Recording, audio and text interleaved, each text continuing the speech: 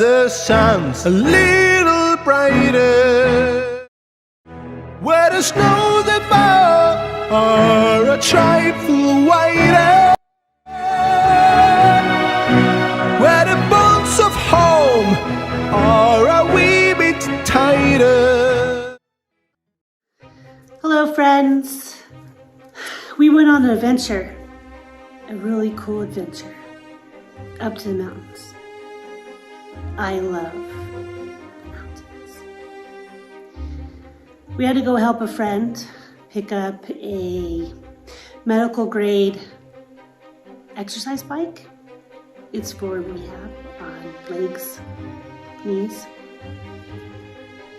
So along the way, we stopped and saw some stories. One was about Estelle Philleo, 1881 to 1936. And this is her little book. It's by Noli Mummy. She's a famous author and poet. She lives in song. Colorado cabin stands on the hill, above the town so silent and still. Her ashes lay under the old pine tree where she wrote the songs of the West Country. In her heart the melodies found rest, for she loved the saga of the West. And she put to music many a theme, bringing song from the realm of dream. For those who like the people and land in a cadence that all could understand, words and melody that seemed to blend, and the warmth of a true and loyal friend. She of the East gave to all of her best, writing music and songs of the glorious West. Now gone from the midst of the busy throng, she will always live in Western song. By Noli Mummy. Estelle Arnold Philleo, Setting the West to Music, 1881 to 1936. In the heyday of Mill City, which had its beginning in the early 1860s and grew into a booming, rip-roaring town of 5,000, with many characters to play the various roles upon the frontier stage, not one outstanding individual emerged from all of those who came from various states to claim their share of wealth hidden in the earth and nearby streams. During the hectic days of the Civil War, mines were abandoned and the town stood with many deserted houses perched upon the hillside along the clear, winding stream. Then came a short revival of mining, followed by depression, and again many people left. A few years later, John M. Dumont opened new producing mines.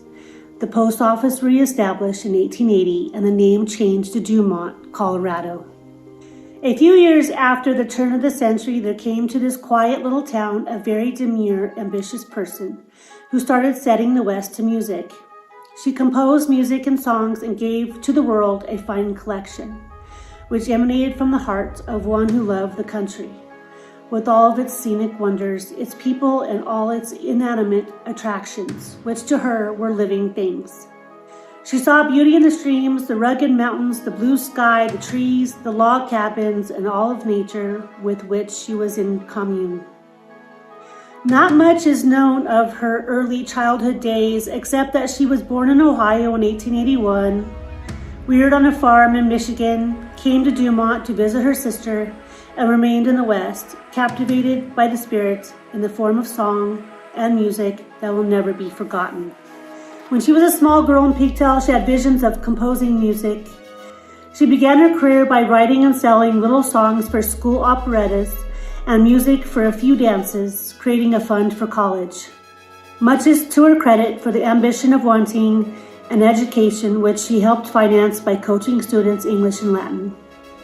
She supplemented by doing other work, such as running an elevator during the evening and trying to study during the lull in traffic, or sorting the laundry for girls in the dormitory who did not have to worry about doing things for themselves.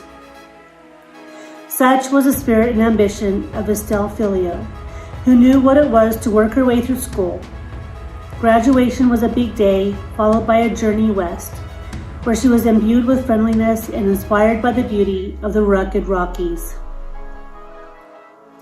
In appearance, Estelle Philleo would give one the impression she was a person who would write fluffy melodies of sentimental songs. Her soft brown eyes and deep olive skin created a picture of ruffled lace and soft silk. The deep femininity of her nature seemed more like a gift from the stars, which lighted the empty sky on a dark night. Estelle became a children's piano teacher and had a studio in Denver where she taught the Melody Way, a new method of learning the piano developed by W. Otto Misner of the Misner Institute.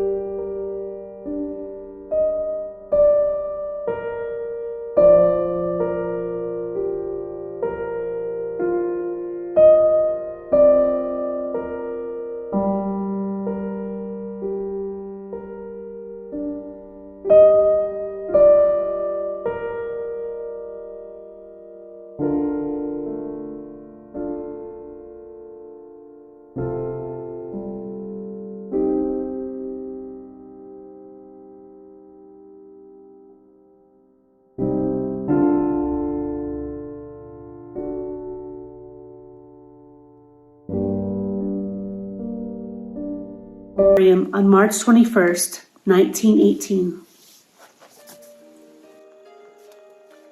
Estelle Philleo became acquainted with famous artists and writers, which gave her an opportunity to come in contact with many people who loved the West and expressed their fondness for it in their own way. Some of these people provided lyrics for her. The Spirit of the States was written in 1917 during the hectic days of World War I. While Estelle sat at her studio window watching marching soldiers going down to Michigan Avenue on their way to France, the rhythmic thump-thump of hobnailed shoes gave her the melody for the march. It was published in 1919 by the author and composer and was used extensively over the country. It was played in Philadelphia during this sesquicentennial exposition. Estelle was asked to go to New York to help welcome the returning servicemen at the Rocky Mountain Club. This gave her the idea of giving concerts. They served a purpose and were well received by enthusiastic audiences. The program consisted of piano solos by Miss Philleo and vocal numbers by other artists. That's her by her favorite tree. in Dumont, Colorado, where now she is laid to rest.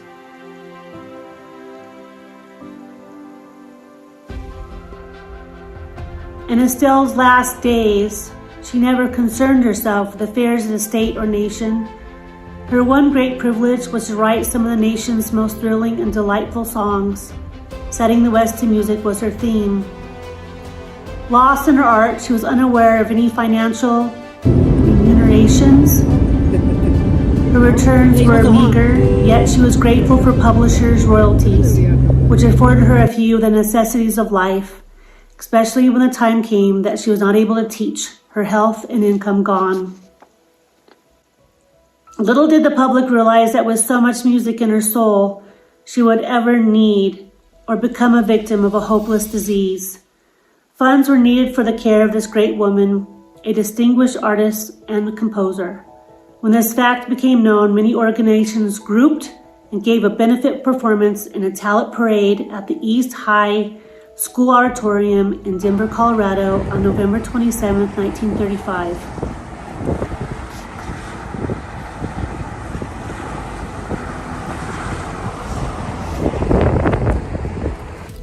The end came for Estelle Philleo at the age of 55 of cancer. She died on Friday evening, March 20th, 1936, at the home of her sister, Miss Helen Weston, in Evanston, Illinois. At her own request, her body was cremated and the ashes brought back to Denver by Victor Tizak on April 11, 1936. Services were held on the porch of the cabin in Dumont. Some of the children she had taught sung Colorado Cabin. A large boulder with a plaque under the old pine tree, which is still standing, marks the final resting place of a great, noble person who had music of the West in her soul. Estelle Philleo belongs to the immortals, and she'll always live in the hearts of those who know and appreciate the West. Love and light to Estelle. And thank you to Noli Mummy for writing a little book of her life. Out where the hand clasps a little stronger, out where the smile dwells a little longer, that's where the West begins. Out where the sun shines a little brighter, those that fall are a trifle whiter, where the bonds of home are a wee bit tight, that's where the West begins. Out where the skies are a trifle bluer, out where the friendship a little truer, that's where the West begins. Out where the pressure breeze is blowing, laughter in streamlets flowing, where there's more of reaping and less of sowing, that's where the West begins.